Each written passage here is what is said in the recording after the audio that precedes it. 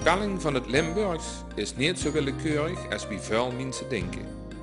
Er bestaat al sinds jaar en dag een goede regeling voor. Net wie in alle talen zijn er voor het Limburgs een deel aanspraken voor de schrijfwijs. Die staan bijeen in het boekje Spelling 2003. In deze serie afleveringen krijg je een aantal aanwijzingen met voorbeelden te zien. In dit deel komen een paar klinkers aan de orde.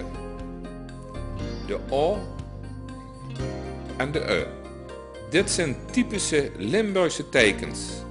De E komt zelfs buiten Limburg nergens in Nederland voor. Voetsregel. De A staat altijd voorop. Een ezelsbrug.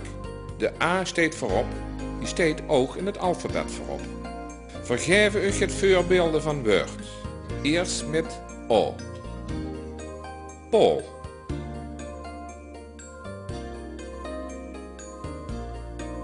Hof.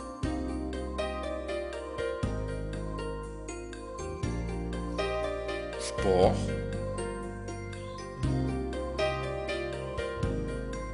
Shop.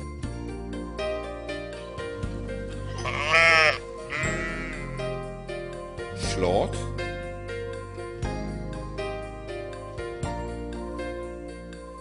Stroot. De O-klank komt heel dik voor in het Limburgs.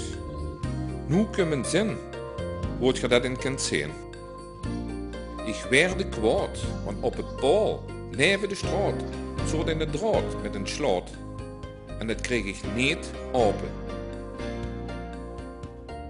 Dat ging over de O.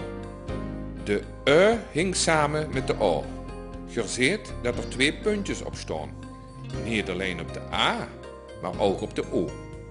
Dat de E samenhingt met de O is heel goed te zien in een verkleinwoord.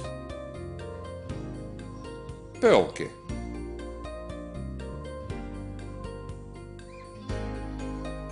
Heufke.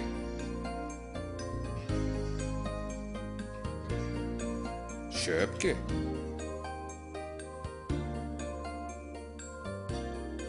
Sluitje.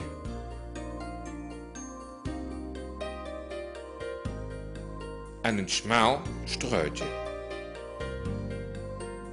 Ook in het meervoud gaat het duk op dat de O overgaat in een E. Kijk maar nou. Peul.